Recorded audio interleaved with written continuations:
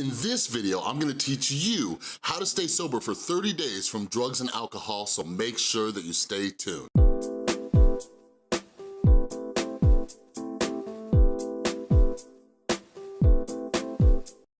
What is up, everybody? This is Chris from The Rewired Soul, where we talk about the problem, but focus on the solution.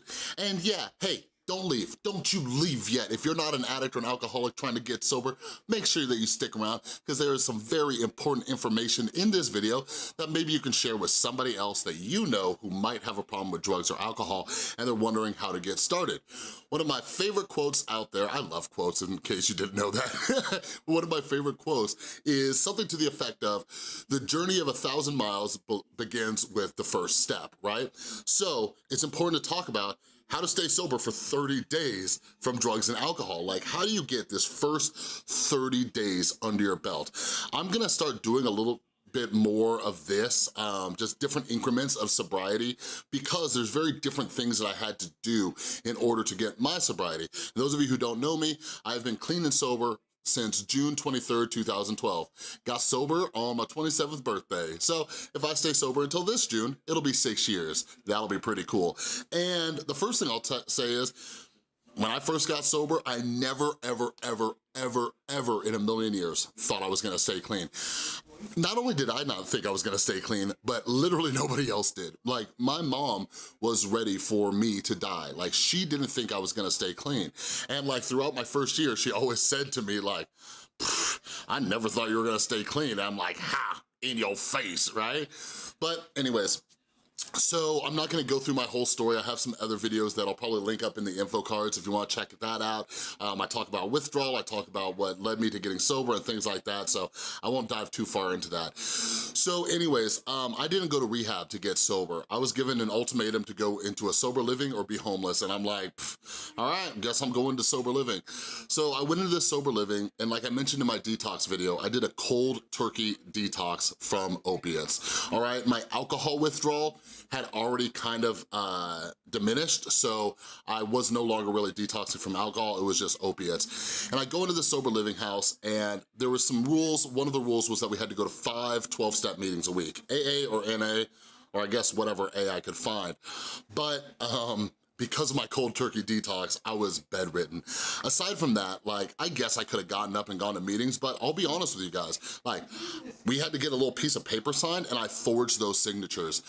So like, when I got sober, I hated people. I hated people so much, and it's hard for people to realize that because I'm always so happy and cheery and I'm very sociable, but I used to just absolutely hate everybody almost as much as I hated myself.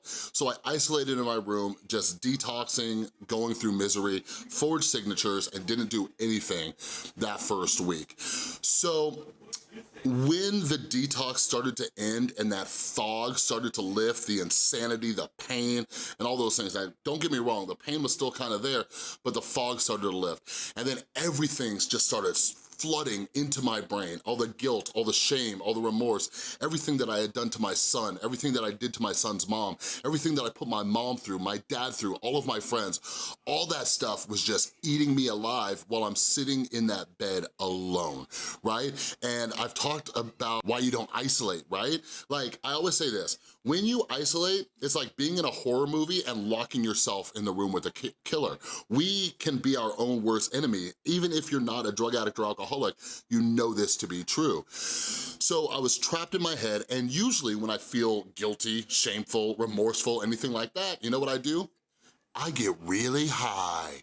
But now I couldn't do that. Now I couldn't get high, so what am I gonna do? So I rolled out of bed and I went up to one of my roommates who had a car, and I knew they were going to a meeting. I'm like, yo, do you have room in your car? I need to go to a meeting, right? Because I figured maybe if I go to a meeting, I can keep myself busy, right? So I go to a meeting, it's an hour long, and I go to this meeting, and for that 1 hour, this thing turned off. And after the meeting, I'm like, whoa, holy crap. So if I go to a meeting, I don't have to sit in my head, right? So I started asking him more and more and more. I'm like, can I go with you to a meeting? Can I go with you to a meeting? Because every time I wasn't listening to other people, I was listening to the insane voices going through my head. Those heads telling me that I couldn't stay sober. My head telling me that I didn't deserve to stay sober. My head telling me that I should have died like the tens of thousands of other people who can't get clean, right? So I started going to meetings every single day, and then I started going to 2 meetings a day, 3 meetings a day, but that's when it kind of stops for me. I don't think I've ever gone to more than 3 meetings in a day, but I was purely going to meetings just to get out of my head. They were free, I had friends that I knew who were going to them, and I started to get to know the guys in my house. But aside from that, here's just some other useful tips for your first 30 days sober.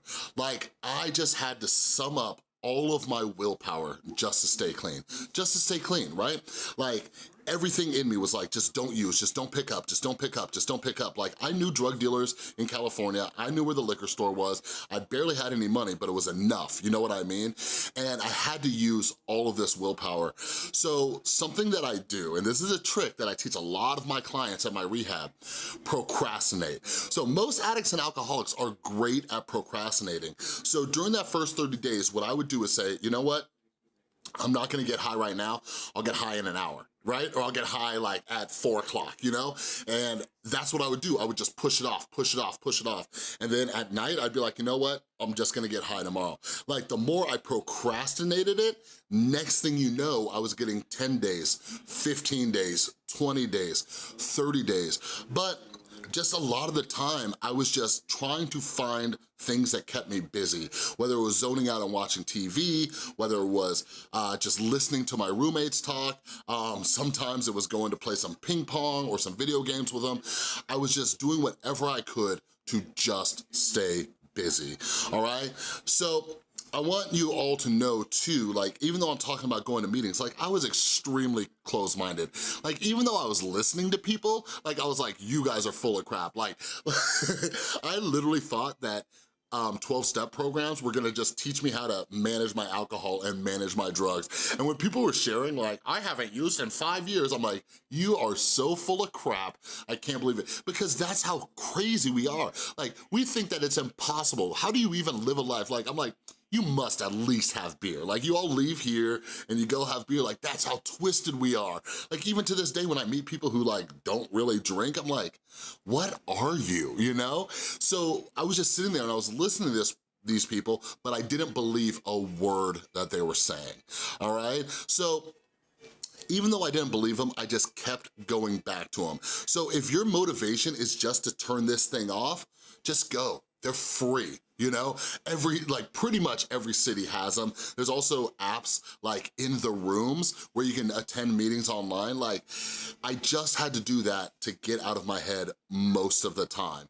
But eventually something changed and something happened, which I will cover in another video, all right? So leave your comments down below. If you're somebody in sobriety, let me know what your best tips are for staying sober for 30 days, because maybe somebody will come across it and they'll get some help too, okay? But again, please, please, please, even if you're not an addict in recovery and you just happen to watch this video, please share this with someone you know who is struggling with a drug or alcohol addiction, because if they can at least get to 30 days, that's probably longer than they've been sober or clean in a very long time. So please do everybody a favor and share this video, all right? But anyways, if you like this video, please give it a thumbs up. And if you are new here, make sure you click that little round subscribe button. Not only do I make videos about addiction recovery, but I also make a lot of videos to help you out with your mental health, all right? If you wanna check out some other videos on this channel, you can click or tap on one of those thumbnails, okay? Thanks again so much for watching.